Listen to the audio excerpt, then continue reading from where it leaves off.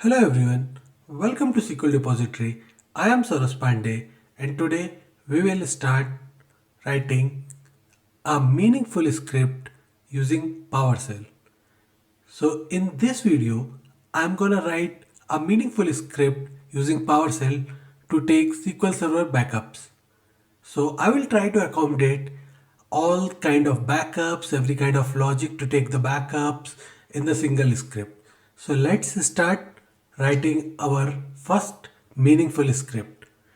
For this video, in order to understand, you need the basic knowledge of PowerShell. If you do not have any knowledge of PowerShell, then you might find it hard to understand this, and this is always recommended to get and grab the basic knowledge of PowerShell first, and then come back and watch this video. Okay, so this is the script here, and I've kept a copy of this script in a PowerShell file, which is ps1 file, backup.ps1. So I'm gonna use this ps1 file to take different kinds of backups. Okay, so let me come here, and this is the path. Let me copy the path,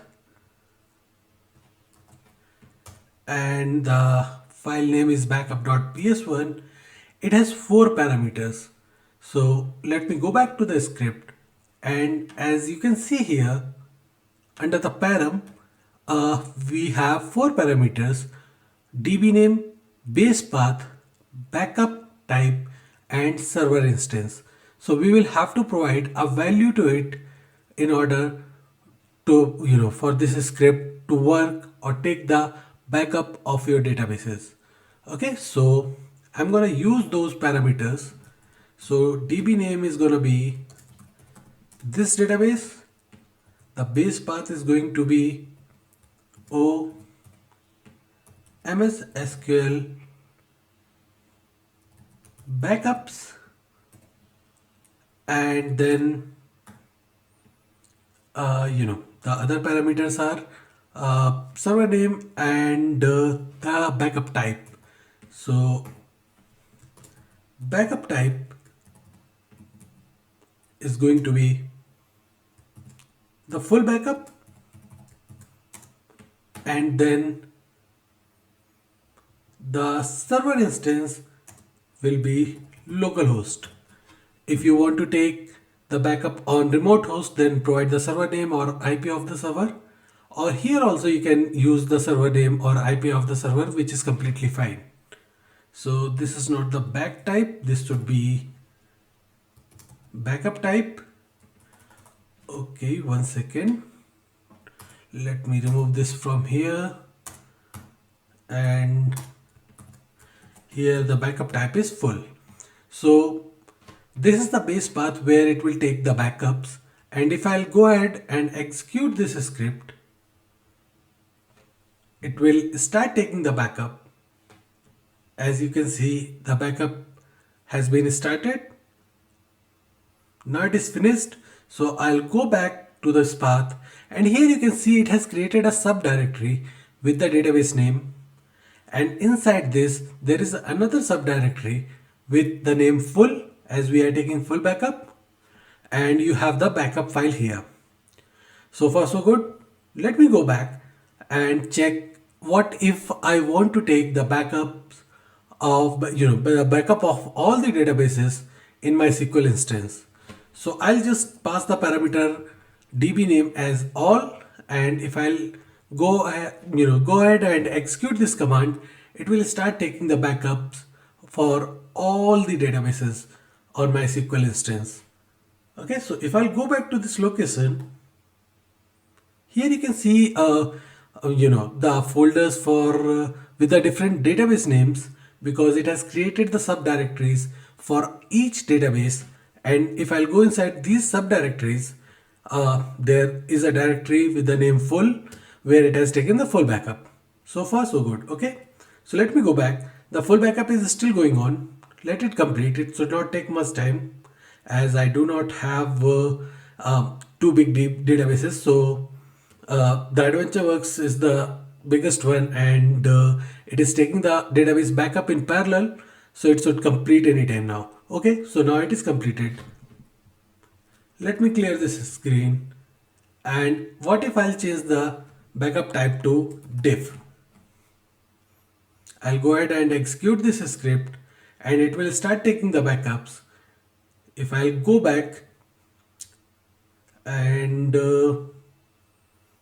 if I'll check here, I can see another subdirectory with the name diff, and here it is taking the differential backup of all my databases. If I look at other, other database folders like the maintenance, you can see that differential backup has happened for this DB as well. So it has created the subdirectory for diff inside the folder that belongs to that particular database, and then it has taken the database backup, which is nothing but the differential backup. What if I want to take the log backup? So I'll change it to log. And okay, so I've got a little error here, so I'll review the error. But as you can see, the backup has been completed, but let me look at the error. So it says the statement backup log is not allowed while the recovery model is simple. So I will have to modify my script a bit, which we will do it, we will do together. But whatever databases were qualified to for the log backup, which means they were in full recovery or bulk log recovery model, it was able to take the backups. So let me go back, and I know this database is in full recovery mode, so I should be able to find the log, log backup file here. If I look at other databases, here also I can see the log file, but there must be some database which is not in full recovery and the log backup will not be present. So let me go back, maybe master DB. Okay, yeah, as you can see that log backup is not present here, so that's fine. However, our script should be capable enough to take care of these kind of things. So we will modify our script together, and after that it will stop throwing this error. But what we have seen so far, it was able to take full backup, log backup and differential backup, and it was also able to take the backup of all the databases on SQL instance. And if I wanted to take the backup of any particular database, it was able to do that as well. So it's a kind of complete script. However, I will not call it complete because I still have to add the exception handling and few more things, and I also have to resolve that one error that I've got for log backup. Then I will call it a complete script. So stay connected with me, and in my next video I will start discussing this script.